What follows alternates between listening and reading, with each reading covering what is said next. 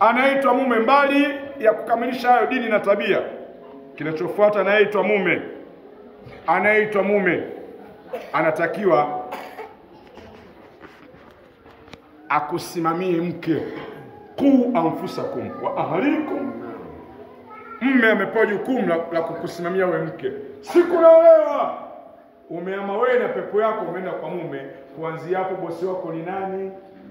Dini yako hautaulizwa baba yako wala nani. Kwa hiyo anaitwa mume. Wanawake mfurahi wale mlioolewa na waume wanaosimamia dini. Mume mahitaji matatu ya mke ayashibishe. Mahitaji ya kwanza, akukamilishie mahitaji ya kiimani. Huyu ndio mume.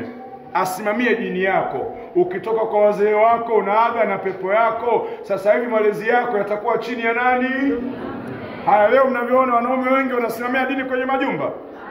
Hawa ni wanaume, hawajafikia level kuitwa waume. Ni wanaume mafotokopi.